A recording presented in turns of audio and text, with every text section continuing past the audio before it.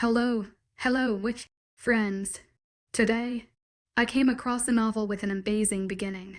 An introverted knitting enthusiast mustered up the courage to attend an event, but ended up in a motorcycle bar full of testosterone by mistake. As she was feeling anxious, the tough guys in the bar responded to her in an unexpected way. From the very start, this story is fraught with conflicts and is full of contrasts and freshness. I can't wait to share this exciting content with you all. Part 1. Zoey. The concept of combining crafting with cocktails had piqued my interest, appealing to both my creative side and my adventurous spirit. However, as I stood before the battered door, I couldn't shake the feeling that this particular watering hole might be a bit more intense than it anticipated. Giving myself a quick once-over, I smoothed my sweater and jeans, then ran my fingers through my hair. A small twig dislodged itself a souvenir from my mile, and a half-trek through the Colorado countryside. The fading afternoon light had guided me here, but I made a mental note about the challenges the return journey might pose. Taking a deep breath, I pushed open the door, half expecting to find myself in some hidden hipster haven. Back in Denver, it encountered my fair share of deceptively shabby exteriors concealing trendy interiors filled with patrons in designer flannel and thick, rimmed glasses.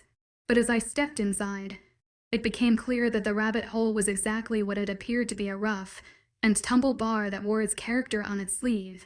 The interior matched the exterior's rugged charm, with the heavy wooden bar dominating the back wall and an eclectic mix of furniture that seemed to blend steampunk aesthetics with Wild West sensibilities. My gaze swept across the room, taking in the pool table where disease top lookalikes in leather were engaged in a game, and the overall ambience that seemed to whisper, "Welcome, outlaws of all stripes." The juxtaposition of this gritty atmosphere with the idea of a crafting circle only heightened my curiosity about the sip and stitch attendees. As I ventured further into the bar, I couldn't help but wonder what kind of characters I'd encounter in this unexpected setting. The rabbit hole might not have been my first choice for a crochet club, but it certainly promised an evening like any other. Interesting. Other than the pool players, the only person in the place is a tatted up guy behind the bar. A quick glance at my watch reveals that despite my hike to get here, I'm still 15 minutes early. Okay, that's fine. Early is better than late, I muttered to myself, making my way toward the booze. The guys playing pool ignore me, but the bartender tracks every one of my steps, thick brows lowered as if my approach confuses him. Maybe the sip and stitch laid have a particular table they usually claim. It seems better to wait at the bar for them to arrive. "Hello." I try a winning smile. The guy grunts, his eyes tracing over my form. The gesture doesn't seem sexual, or like a cataloging of information. I climb up onto a stool, settling my bag of supplies in my lap. Could I have a bourbon on the rocks? Bourbon always makes me friendly, and if I only get one drink tonight, I'm ordering a good one. Something local, from Colorado, if you've got it. Crap. Now I sound like a hipster, but really, any bourbon is fine. Another grunt, then he turns away. A moment later, I have some liquid courage in a short glass. He didn't give me the name of the brew, but he has said any actual words to me, so maybe that was expecting too much. I try not to look pretentious as I sniff the amber liquid before taking a sip. Whatever he gave me is good. Under the burn of the alcohol, there's a soft hint of caramel, teased with vanilla. As I enjoy the play of flavors over my tongue, I angle my chair toward the front door. Soon I catch a hint of female laughter carrying from outside. I smile in anticipation but lose some of my enthusiasm when the door opens. A group of women saunter in, but I doubt they're at the rabbit hole for fiber crafts. They're dressed for a night out. Of course, it's night, and I'm out, but I'm not out like they're out.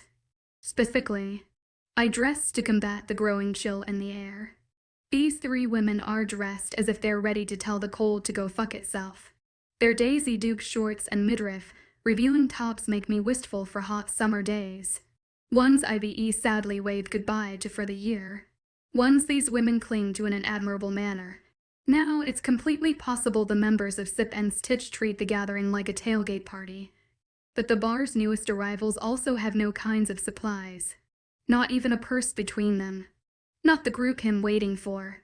But I still offer a friendly smile when their sharp eyes settle on me. One smiles back with a wink. The other to dismiss me in favor of leaning on the bar to call out drink orders to Grunt. He has no name tag. So that's what I've named him. A small twinge of worry in my chest disappears when he doesn't talk to these women either. At least him not the only one and worthy of verbal acknowledgement. I go back to door gazing. The girls get their drinks and claim a table. Their laughter bringing brightness to the dingy bar. 5 minutes pass. I sip my drink. 10 minutes go. I realize I'm halfway through my glass and tell myself to slow down. Another 5. Shouldn't someone have shown up by now? Could they have cancelled this week's get-together? The flyer had said Sip and Stitch met every Wednesday night at 7 p. Made the rabbit hole. No mention of blackout dates. And today is not any holiday I know of. I'm about to check if my phone gets service here. So maybe I can look up announcements on the library's website. When a soft roaring rumbles from outside the bar.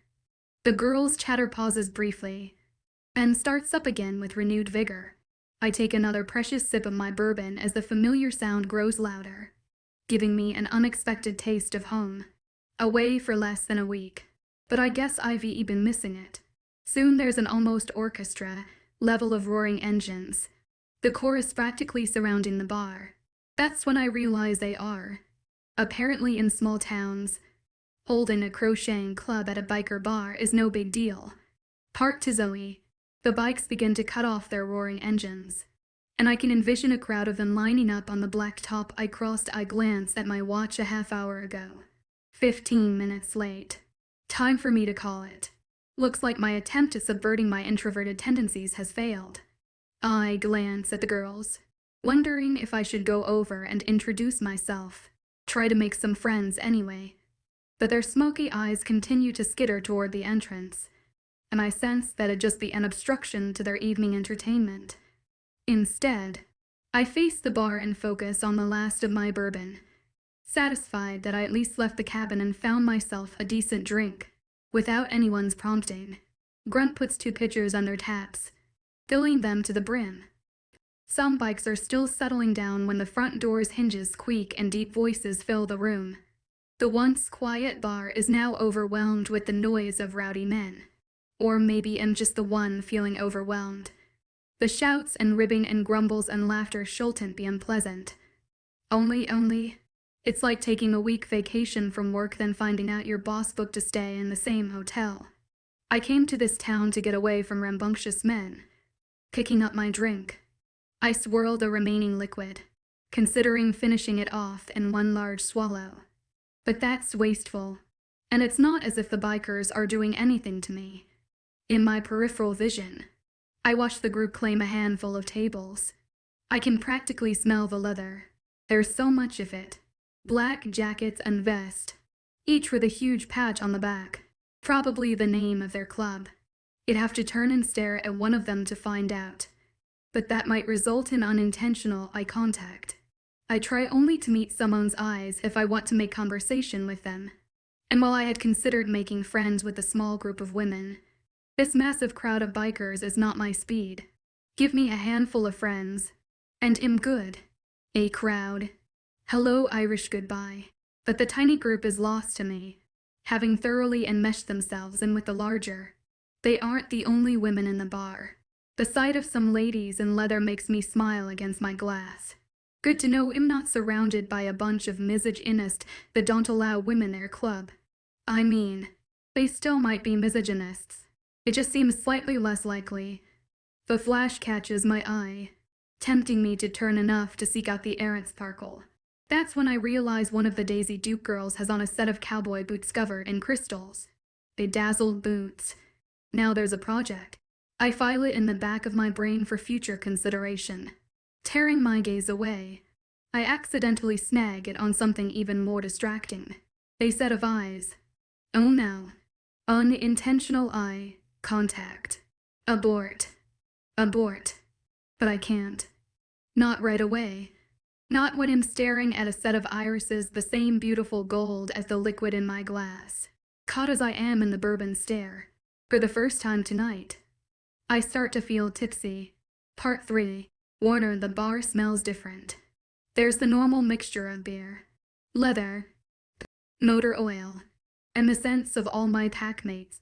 One of Courtney's friends was liberal with her perfume, but she's hung around the rabbit hole before, so I'm used to the smell. The hint that lurks underneath all those is what catches my attention. Something sweet and earthy, like maple syrup tapped directly from the tree. Doesn't take long to realize what's different about my normal haunt. She's sitting at the bar. A few of the other guys notice. To every one of them has as good a nose as I do. As we settle in, multiple heads turn toward the stranger. She keeps her face angled away from us, as if fully focused on her drink. The opposite reaction of Courtney and her two friends. We've barely got our butts in chairs before they're mixing in with us. The smallest of the group, one with red hair and big blue eyes, focuses on me. Not Perfume Girl. This one is new.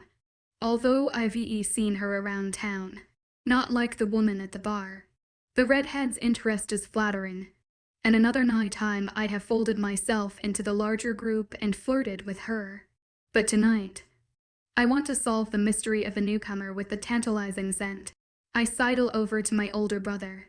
Roderick leans against a wall, performing what I am convinced is his favorite activity, emulating the unmoving intimidation of a stone gargoyle. But even as he holds himself still, I can sense the energy thrumming off him. We're all a little high after our ride. Soaring down the open road on our bikes is almost as good as a full moon run. Still, as our leader, Roderick would never let his baser nature make him look anything other than unwavering hard ass. Who's that? I settle on the wall next to him, a little too close on purpose, my shoulder knocking into his. You'll have to try some other way to set him off balance. He glances toward the woman at the bar, then shrugs. Outsider. Really? That's your best guess. She's not from here. My brother points out with a judgmental note in his voice. Anyone who isn't a local automatically lands on his shit list. Wow. You are a fount of information. Seriously? You should charge money for that kind of insider knowledge. Roderick growls at me, and I smirk at him before retreating. Normally, his grumpiness wouldn't faze me, but if I piss him off too much, he might decide to kick the stranger out. Moose owns the bar, but everyone knows who's really in charge. Hey, Warner, why don't you come sit with us? Courtney has made her way over to me, grinning like she's about to do me a huge favor.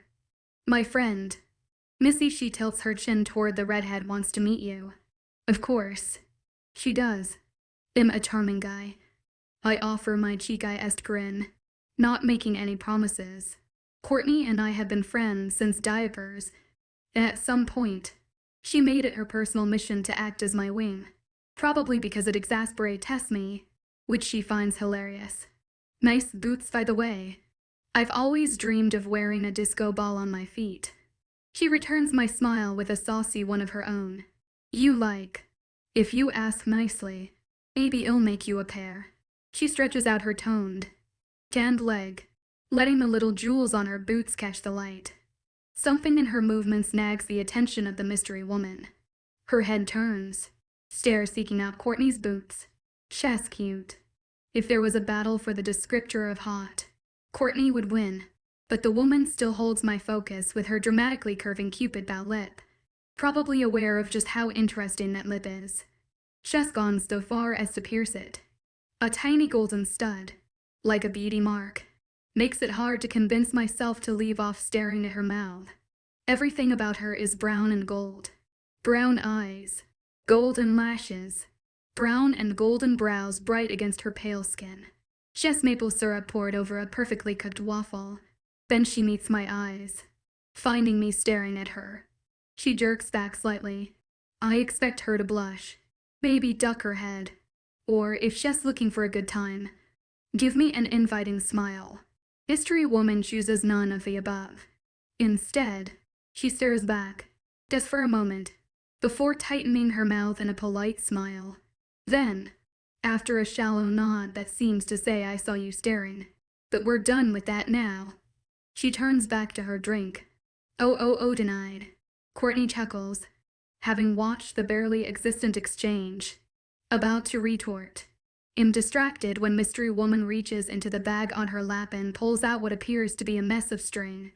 She fiddles with it for a moment, finally dislodging a metal implement. Her fingers manipulate the item, until I realize she's making something, like she's knitting. In a bar. A biker bar. I can't.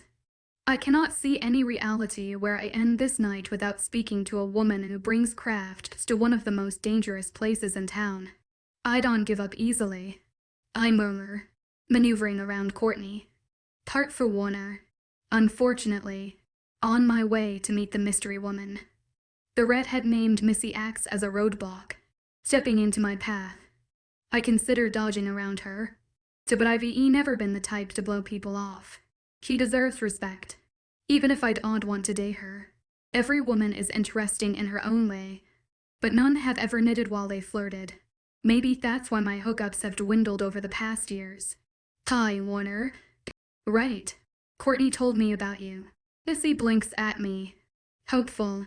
Don't listen to anything she said. She's a notorious liar. I smile, so the girl knows I'm joking. And girl is the right word to describe her. This close, I'm able to see every detail of her sweet round face, and I'd put money down that she's only been able to legally get into a bar for a handful of months.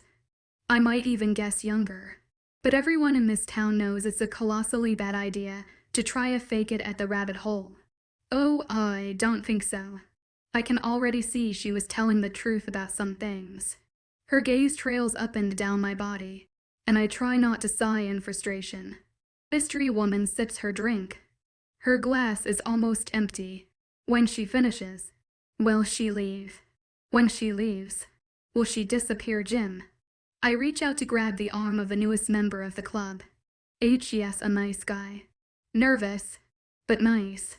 His eyes immediately land on Missy's low neckline, but then quickly jump up to her face. Jim, this is Missy. Missy, this is Jim. Did you know that Jim got into a fight with a bear? I'm not even lying. It's a badass story. Her perfectly shaped eyebrows curve up. Really? Jim reaches back to scratch his neck, self-conscious, but he grins at the girl. Yeah, I'll let you tell it. I give him an encouraging push, relieving myself of any guilt about abandoning the guerrilla warfare dating setup. The rabbit hole has never seemed so crowded before. It's like every member in the club wants to call out my name or stand in my path. By the time I reach the bar, it's all I can do not to collapse into the stool beside Mystery Woman. Pulling myself together, I sit down and lean my elbows on the bar, like I'm more interested in getting Moose's attention than catching her eye. My act crumbles the second she turns her head to look at me. I'm not about to play hard to get when all I want is to hear her voice. Will it sound as good as she smells? Chef fucking intoxicating. And Chef's also silent, which means my mouth takes the lead. You looking to join the club? Because I gotta tell you, it's a rigorous initiation process, and I'm not convinced you're up for it. Her maple brown eyes widen as she stares at me. Which club? The Dark Moon Riders. I turn my back to her briefly, showing off the patch on my vest, then leaning close, doing my best to be subtle about the fact that I'm breathing in more of her scent. This close I could easily drown in it and die happy. You're in our bar. You know. A warning, but I keep my words light. Just the last person I want to scare. And why is that? She glances behind me at the group that's getting roe deer with every pitcher of beer, then scans the entire bar. There's only a shadow of curiosity on her face, not a single bit of fear. Not that I want her to be afraid, but sometimes fear is the smartest reaction to have. Is this a bar you all happen to drink at? Or is it your bar? She watches me, her fingers still moving, looping and hooking the yarn as if all she needs is touch to create whatever she's making. It's mine. It's ours. The rabbit hole is Dark Moon territory. I can't take my eyes off her hands. The motion is hypnotizing. I imagine her fiddling with her project in front of a warm fireplace, curled up in an overstuffed chair, the flickering light playing with the gold in her hair. And when the night grows cold, and the fire isn't warm enough to keep her from getting chilled, she'll look around for a blanket, but I'll have the only one, and she'll have to crawl under it with me, so I can keep her warm. Territory. That sounds a little possessive, but I guess you're not too restrictive on who you let in. Right. Since the crochet club meets here, this stops my mind on its imaginary trip. I examine her face, trying to decipher if she's joking, but there's no playful smile or silly wink. She just watches me, waiting for a response. Crochet club. She nods. I saw the flyer at the library. Sip and stitch at the rabbit hole every Wednesday evening. She holds up her yarn, but I guess they cancel tonight's meeting. Unless you all. Her busy fingers take a break as she waves to indicate the group of bikers behind me. I bite my lip. I have my grin under control. Unless we all do any of you crochet. Or knit. A hopeful raise of her brow sets off an excited buzz in my chest. I shake my head. Needlepoint. Sorry. I think you've got the wrong place. Her face drops, a frown twisting her lips. But the flyer here. Can you hold this? The craft chef's been working on gets shoved into my hands before she dives into her bag. I sit patiently, grinning all the while. She is blatantly uncaring that chef's not only making some kind of scarf in the middle of a biker bar, but that she also just asked one of said bikers to hold her project while she hunts through her purse. Who is this woman? Got it. She pulls out a phone and swipes her thumb across the screen. I took a picture of the flyer. Look, tilting the device so I can see. She zooms in on a neon blue flyer. See Sip and Stitch. Every Wednesday, 7 p.m. At the when she pauses. I finish for her. Wild rabbit. Damn, she whispers, glaring at her phone. Double damn. The curses are sweet on her lips. They make me want to hear more dirty words from her mouth. After a weary sigh, she downs the last of her bourbon and retrieves her yarn, creation from me, only to stow it into her bag. Are you leaving? I can't stifle the tinge of disappointment in my voice. To rabbit bars. In the same town. Is there some theme I don't know about? She mutters to herself, ignoring my question and laying cash down beside her empty glass before typing something on her phone. That might help with tourism. Make everything in town revolve around rabbits. We could have a whole festival. Maybe a running of the rabbits. Fill the streets with them. My jokes come out fast and desperate. Because Shess leaving. I want to get her to laugh. Get her to stay. She pauses, raising her eyes from her phone, awarding me her full attention and a brief smile. Only. The expression seems sad, which might as well be an energy drink for my curiosity. Thanks for sitting in my vicinity. I guess. Have a good night. Biker boy. She doesn't know my name. I never told her my name. And she hasn't given me hers. This is not how this ends. As she heads toward the exit, my instincts demand I do something. Anything. Because the second her sweet scent teased my nose, filled my lungs, my wolf took notice. Part 5's Zoey the Wild Rabbit is on the other side of Pine Falls. At least a 3-mile walk. I frown at the map on my phone. Its little lines telling me that there's no way it'll make it to this week's Sip and Stitch. The bar door creaks open, spilling light out into the quickly darkening parking lot. Street girl, wait up. The amber-eyed biker with a handsome smile jogs toward me. You walked away before I could ask your name. The gravel grinds together under his heavy black boots, staring up into his face. I decide HES just a little bit too pretty to be an intimidating biker. His chocolate brown hair curls softly around his ears and brushes cheekbones that must have been sculpted from pearly marble. He needs something to grunge him up. Maybe a coat of scruff to hide the charming dimple in his chin. Shaving the shampoo commercial, worthy curls would do it. but anyone who suggests such a thing would be doing the world a disservice. So, can I have it? HES grinning down at me, and I realize I've forgotten what he was asking. Have what? His lips stretch wider, and there, on the side of one canine tooth, sits a slight chip. The little imperfection is strangely endearing. Your name, he says. Oh sure, Im's Zoey Gunner. I offer my hand, and he wraps his fingers around mine. His palm is warm in the cool night air, and I'm not sure I've ever had a more comforting handshake. Warner Jameson. He hangs on to me slightly longer than is socially acceptable, but I don't mind. My fingers get cold easily, and HES a friendly furnace. Eventually, though how the witch though, he lets me go. You heading over to the Wild Rabbit? I shake my head, trying not to frown too hard. Sip and Stitch was the perfect excuse to get me out of the house, and I screwed it up. I won't make it in time. Warner waves that off. There may be 10 minutes down the road. That flyer said it went till 9. 10 minutes if I was driving. I mutter, doing the math in my head. It's already 7:30. If I hustle, I can probably walk 3 miles in an hour. Still enough time to introduce myself around and crochet a few rows. Might be worth it. Did you walk here? Zoey, yes.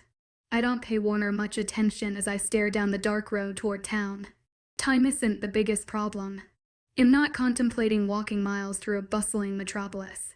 Pine Falls is a small town with nature pushing it on all sides. Do you all have issues with wild animals? I turn back to Warner, glad to have a local on hand. He stares at me, his expression seeming to war between confusion and fascination. We're in the Rocky Mountains. So yeah, there are wild animals. Well, that makes things trickier. My hand dives into my bag, pushing through the assorted items that have congregated in the bottom, eventually grasping hold of what I'm searching for. The flashlight I brandish is small but powerful as I flick it on. Do you think this would scare them off? Personally, I find the beam of light impressive. His head shake is slow, his smile amused. Maybe a skunk, but a mountain lion wouldn't give two shits. And there are larger predators than that in these woods. Shoot. I sigh and point the beam in the opposite direction, toward my grandma's cabin. A shorter, safer distance away. Are you going home? His question has me turning, and that's when I realize I was about to march off without another word to Warner the biker guy. Yeah, I'm staying just over a mile down the road. Maybe I shouldn't have shared that. Too late now. You know. He steps forward, situating himself in my path. I could drive you. Part 6 Warner helmet. Please. Zoey holds her hand out. You're not worried about messing up your hair. I unsnap the saddle bag and pull out the half helmet I barely ever bother with. Her lips twist to the side in a grimace. Embedding a skull fracture would do a hell of a lot more to mess with my side part. Before she can take the head, protection from me, I'm already settling it in place, enjoying the silky brush of her hair against my fingertips as I go to snap the buckle. After tightening the chin strap, I slide a finger in between the strap and her chin, noticing the flutter of her pulse. I can't pass up any opportunity to touch her. Still, I don't linger. If I come on as strong as my instincts clamor to, I might scare her away. So unsteady. Let her come to me. I step to my bike, about to throw a leg over, when Zoey's hand on my arm stops me. Where's yours? My what? She gives me an "Are you trying to be dense?" Look, your helmet. Am good? I flash her my most confident smile, my lady-catching smile, as my sister dubbed it. Must be losing my touch because Zoey crosses her arms and glares at me now. Anyone riding a motorcycle should be wearing a helmet. Sure, any human should wear one, I want to say, but I keep that distinction to myself. Really, it's okay. I ride without one all the time. If I thought she was glaring before, it's nothing compared to the intense smolder that furrows her brows. Zoey steps forward, placing a hand flat on my chest. almost in a caress. Then she fists my shirt and drags me close. Put on a helmet now. Her growl is impressive for a human. Zoey Warner, I swear to whatever biker gods you pray to, if you do not wear a helmet, I will find a way to supergirl one to your head. She gives another tug, rising on her tiptoes to get in my face, voice dropping low with menace. And trust me when I say, however much supergirl you think I have, her fierce size scourge you are underestimating. That last threat sounded like she was spelling out how she planned on murdering me. In my entire life, I've never wanted to kiss a woman as badly as I do Zoey Gunner in this moment. Part 7. Zoey. The wild rabbit sits on a corner of Main Street, a light with a warm glow and inviting laughter that spills outdoor as a couple exits, hand in hand. Above the door hangs a sign with the name, a hand-painted bunny balancing a frothy mug of beer. This atmosphere makes sense for a crochet group. Still, I can't help but wonder how the dynamic would be different if a group of women claimed half of the rabbit hole every Wednesday night to drink and stitch and gossip. Would the atmosphere be tense?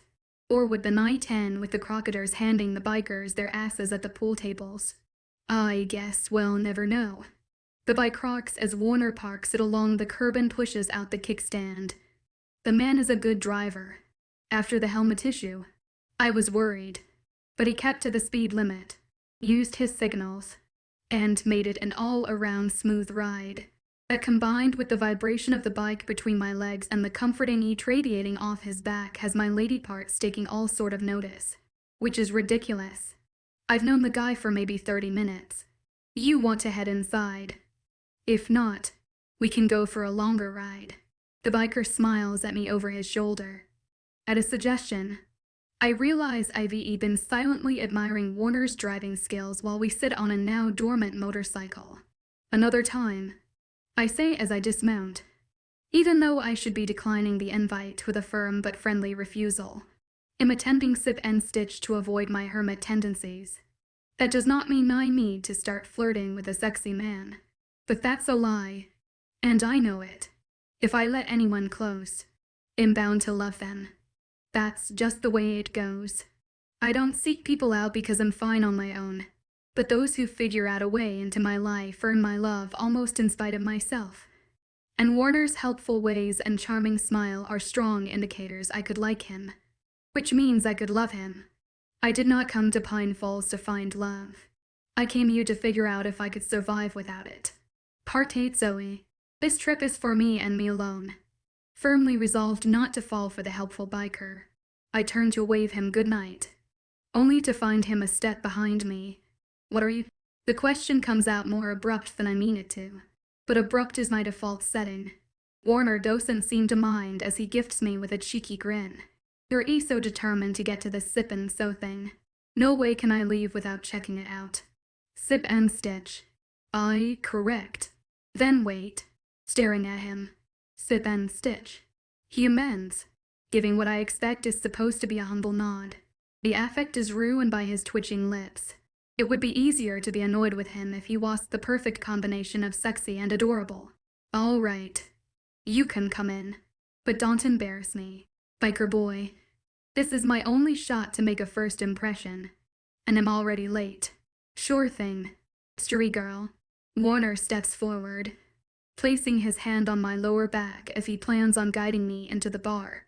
But the position strikes me as too much like the couple that I just sullied, and I don't need to give anyone, including myself, ideas.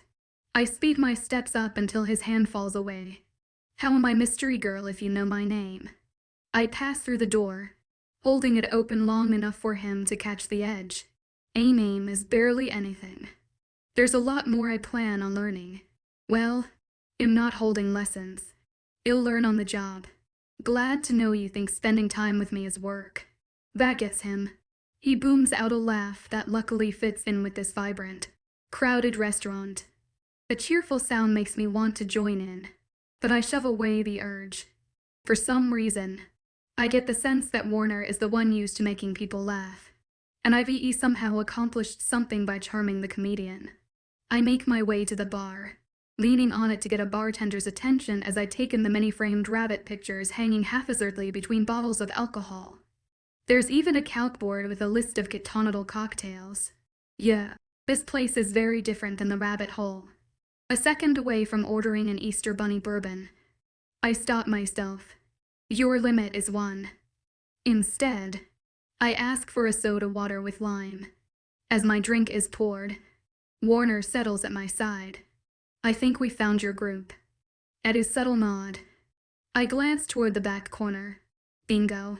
A gathering of about 8 women sits chatting and drinking around a table situated under a portrait of the Velveteen Rabbit. Oda holds a fabric craft. Their ages look to range from 20s to 50s, which also makes me giddy. A lot of times these types of groups are made up of only women my mom's age, and I feel like the inexperienced baby of the club. Good eye. Thanks for the ride. Water. I slide cash to the barman as he sets down my glass. His drink is on me. The biker raises his eyebrows as I toast him before navigating the crowd to the group I've eaten struggling to find all night. A couple of the women notice my approach and offer curious smiles. Please don't be annoyed that I'm late. One sim on the perimeter. Their conversations trickle off as each one studies me. Hello. I'm so sorry I'm late. I'm new to town, and misread the flyer, and ended up at the wrong place. Is it a problem if I join you all? To prove my legitimacy, I reach into my bag, pulling out my half-finished hat. I get a few more smiles, and one woman leans forward. Of course, you can join us. May I ask your name? I'm Zoey. Zoey Gunner. There's some murmuring from the group as eyes trace over my face. I'm Amy Spencer. The woman offers with a warm smile that creases her tan cheeks. You wouldn't be related to Minnie Gunner, would you? She was my grandmother. I'm so sorry for your loss. Amy says, you look so much like your mother. Is Selena in town with you? I shake my head. Just me. I'm cleaning out Minnie's cabin so we can put it up for sale. Amy nods with another, sadder smile. The other women start offering their names. They're about halfway around the circle when I notice the welcoming smiles dropping from some of the faces. By the time we reach the last in the group, I'd say a third have changed their attitudes toward me. I can't fathom why. Until Andim Warner. At the sound of his jolly proclamation, I realize the biker didn't stay back at the bar. He stands directly behind me. Part 9's Zoey Warner followed me to my crafters meeting. The lady's disquiet begins to make sense. My bet is this group of crafters is not used to having guys from the local motorcycle club approaching them while they're gathered here. I've brought an interloper. Yes, Warner. Amy says, we know who you are. You've decided to join us for Sip and Stitch, while some of the women look uncomfortable, or downright hostile. Amy gives Warner an almost maternal smile as she questions him. May I ask what project you brought to work on? Got my project right here. His shoulder bumps mine, and I glance back at him with surprise. Caught off guard, I find myself stammering. I didn't bring anything for you to work on. I scowl at him. I didn't even know you until a half hour ago. Warner's cheeky grin makes another appearance. You're my project. Goal is to be your best friend by the end of the night. The women in the group titter. That's right. They titter, like a cluster of ladies in a Regency ballroom. Warner is a puppy. Tice as a low-level wook, enthusiastic and cute to deny. Fine. I face the Sip and Stitch gals again. If we're quiet, would it be all right if we both join you? I don't particularly pinch, mouthed woman starts. But Amy cuts her off. Of course. This group is open to any who would like to join. Our only rules are to be respectful. Amy's eyes flit over to the woman who had begun what I think must have been a protest and to have fun. Please, pull up some chairs. Before I can search the surrounding tables, Warner is already sliding a seat against the back of my knees. I plop down on the cushion, and the women on either side of me shift their chairs until my new biker buddy has space to add his to the mix. Awkward silence hangs over the group. Then one woman asks another about a book she recently read. and the conversations all start up again, slowly at first, but gaining momentum. The lady next to me, Kathy, compliments my crocheting, and I show her the progress I've made on my hat. Well, not my hat. I plan on giving it to one of my brothers, probably Donovan, with his close, cropped hair. She shows me her cross stitch, a beautiful cluster of colorful flowers, and I have no trouble complimenting her skillful needlework. The exchange is polite, but pleasant, and I feel like I'm making a successful effort to step out of my hermit cave. Taking a sip of my drink requires juggling, and I find myself adjusting my legs again and again to keep my yarn in my lap. The setup isn't optimal, making it hard to enjoy the sip aspect of this gathering. Glancing to my left where Warner sits, being quiet and well behaved, I can't help the envy that spikes through me at the sight of his spacious lap. Under his jeans is a lovely set of muscular thighs.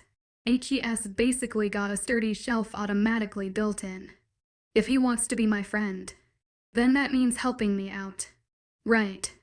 I'll lean over to whisper in his ear. Can you hold my balls? Warner chokes, doubling over to cough out some beer he breathed in.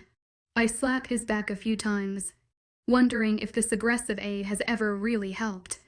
Once his throat clears and HES done wiping tears from his eyes, Warner gives me his full attention. Could you repeat that? My balls keep rolling everywhere. I indicate the yarn in my lap that even now teeters, just a second away from falling onto the floor. Do you mind holding them? In your lap. The biker doesn't hesitate.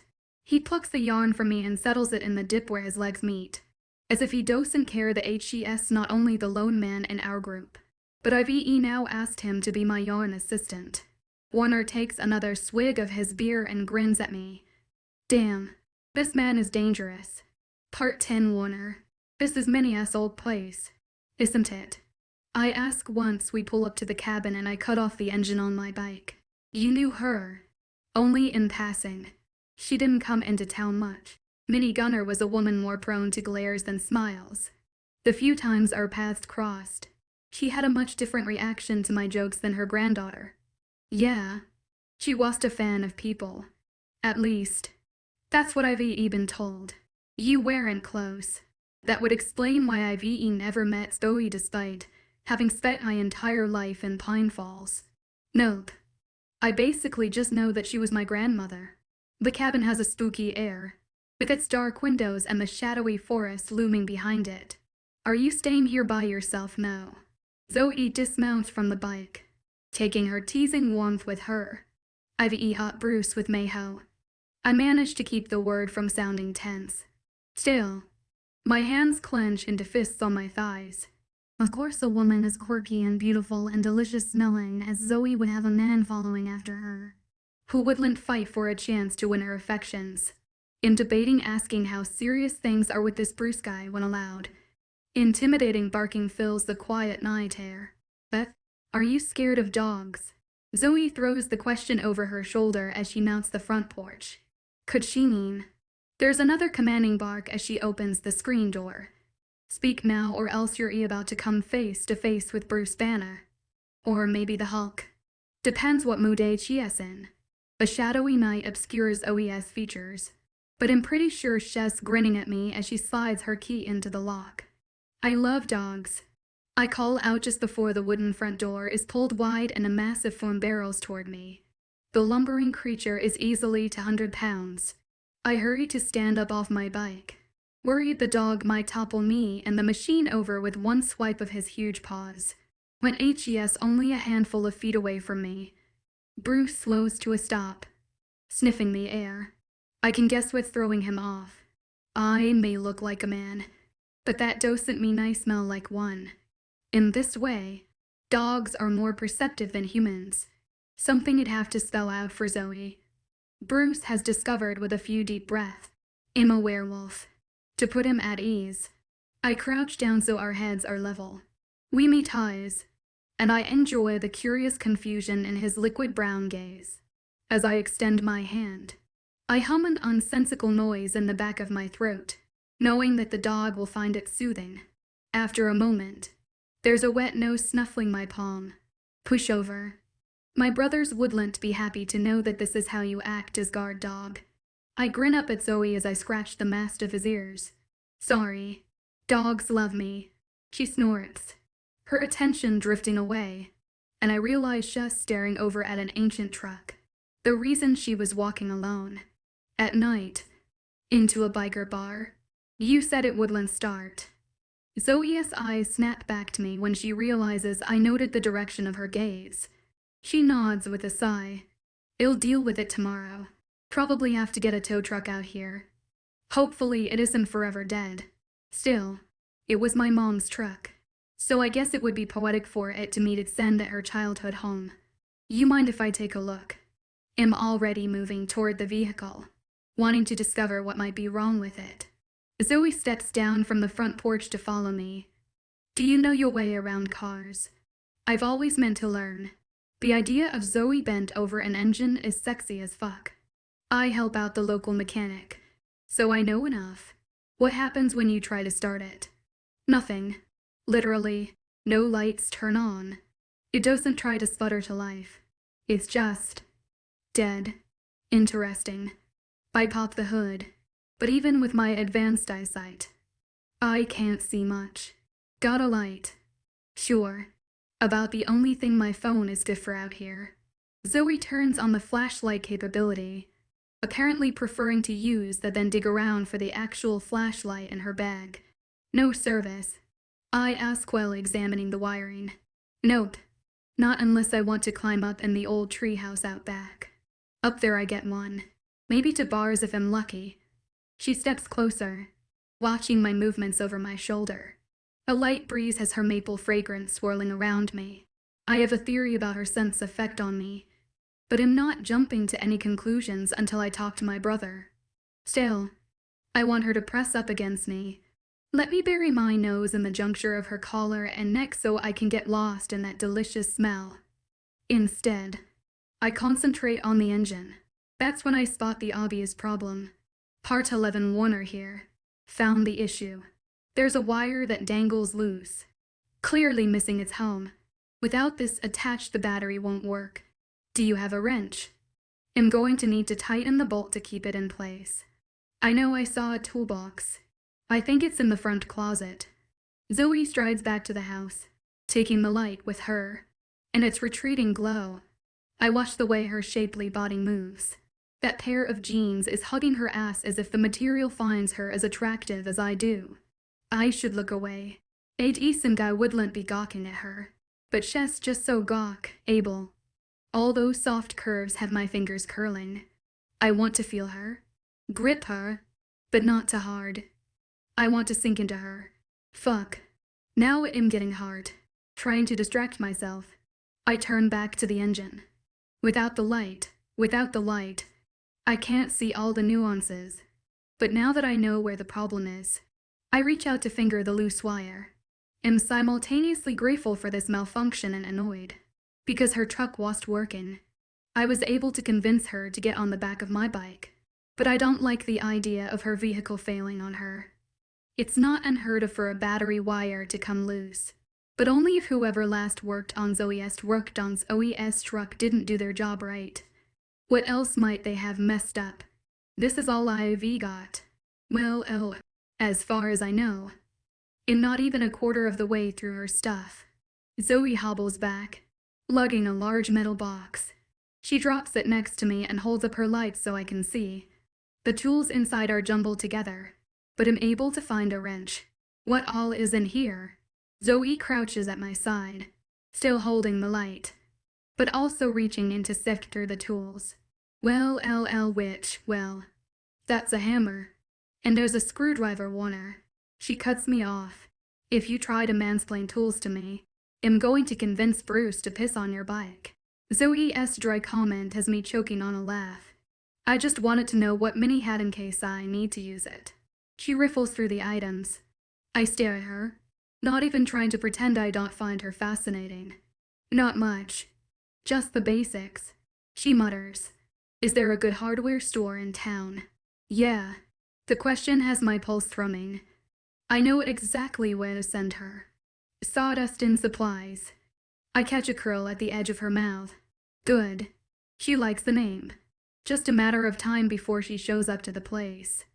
Assured that tonight isn't the only night I'll run into Zoey Gunner, am able to return to the task at hand with enthusiasm. It's not long before the wire is sitting back in place. Still, a thought is snagged in the back of my head, and I can't shake it loose. Zoey, she's so close. My mind gets muddled, soaking in her scent. I shake my head and breathe through my mouth. It barely helps. Her answer is important. Do you remember the check engine light coming on the last time you drove the truck? Just quiet for a minute, and when I glance her way, a thoughtful expression on her face as she chews her lip. When she releases the poo-abused lip, I want to lean in and soothe it with my tongue. Not yet. Go slow with her? I don't think so. But honestly, I can't remember. Was it supposed to turn on? If the wire came loose while you were driving, then yeah. I don't say the rest out loud, but I can't help thinking it.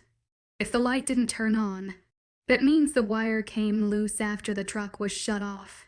And the only way I can see that happening is if someone popped the hood and took a wrench to the battery. I guess it did then.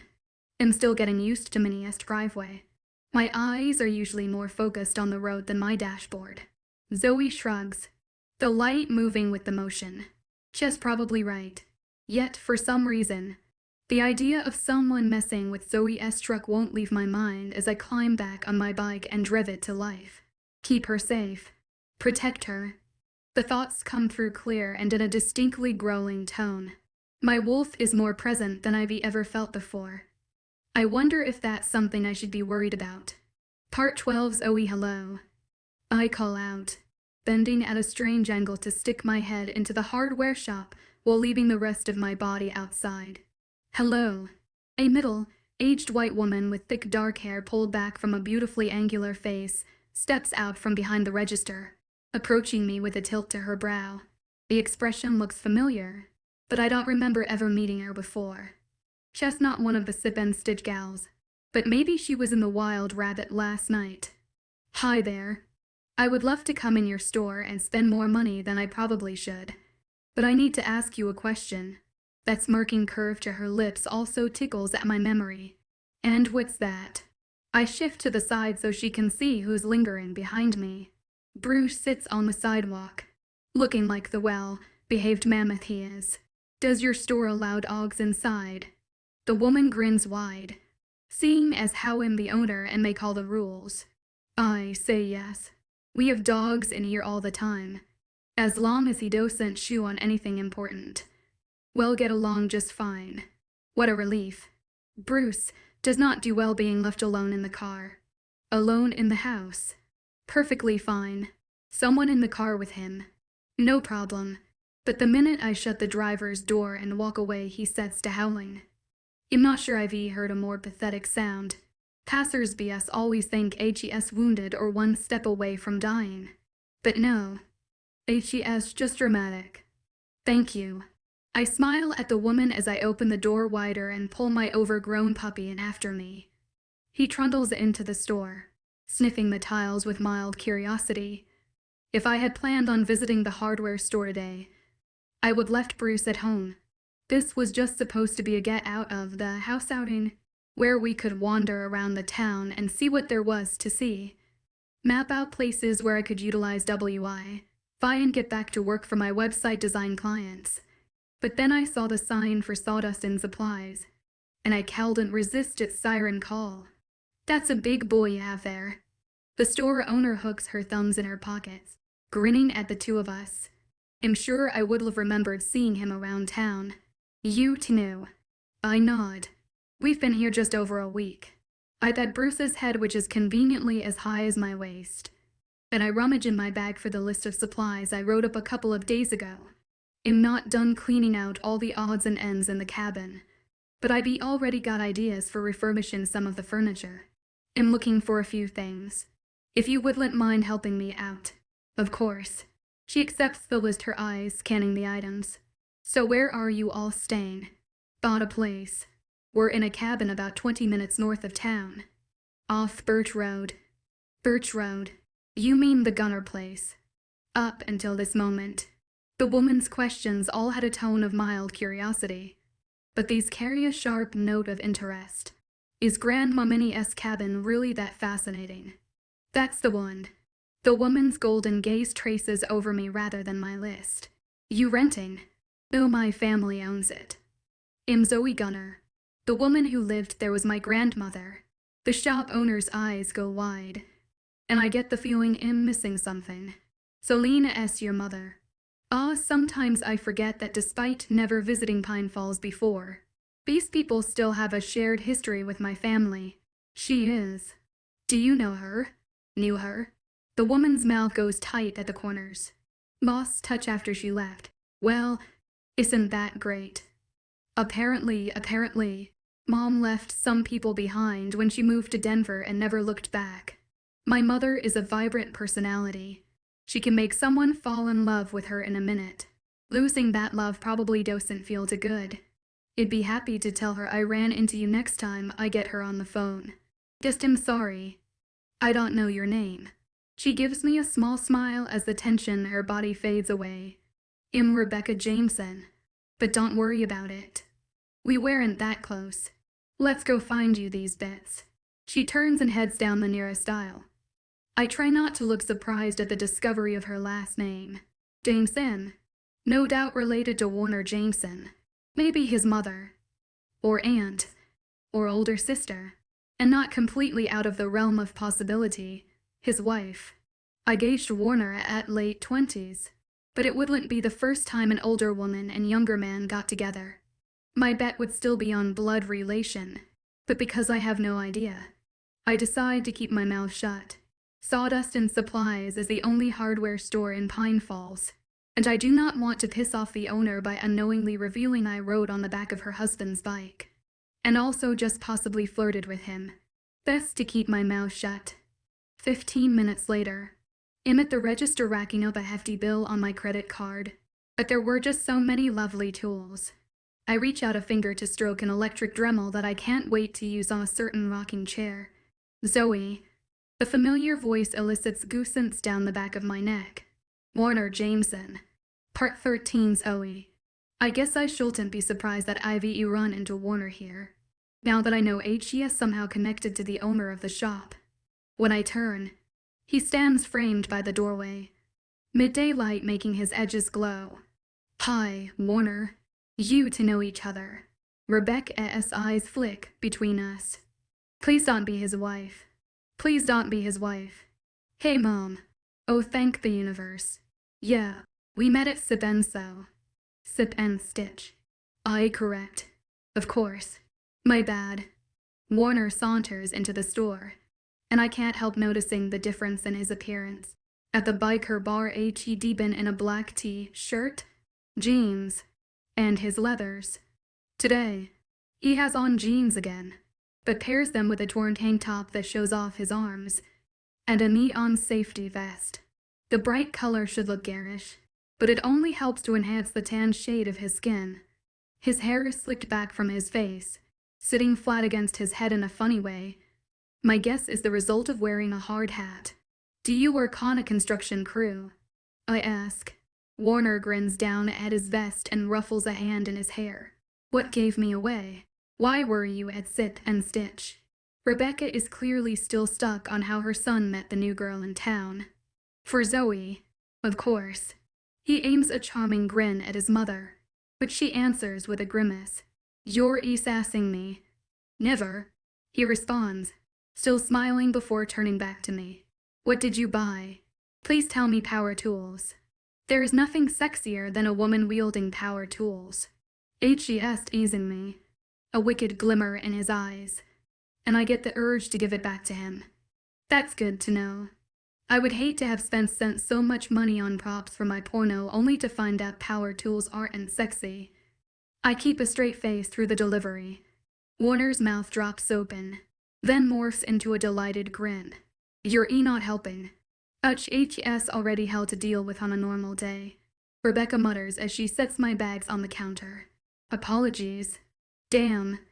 I was so focused on flirting with Warner, I forgot I was standing in front of his mother. Besides, I shouldn't be flirting. He might think I'm interested in something more than friendship, which I am definitely not. Ruining my fun, Mom Warner murmurs, still wearing a happy smile. So how does our small town hardware store compare to the retail giants in Denver? This place has everything I need, and more than I can afford. I glance back at the aisles, trying to stifle my longing. I may be back for that table saw after I sell a few organs. Rebecca smirks as she prints my receipt. A McGiver, you can borrow mine. Warner moves closer, his gaze tracing over me, leaving a disconcerting tingle in its wake. I might have a few more tools you can use if you want. Was that supposed to have a double meaning? Either way, now my mind is focused on one particular tool Warner carries with him at all times, and all the ways I could use you trying to take my business from me. Rebecca scowls at her son, but there's a smile in her eyes. Of course not. Just being neighborly. He walks around the counter to press a kiss to her cheek, before hefting one of my bags off the counter. I'm on my lunch break. Wanna grab a sandwich? Mystery woman. He circles back around to crouch down in front of Bruce, scratching behind his floppy ears. Or should I ask your man for permission? I snort, loading my arms up with the rest of my new materials.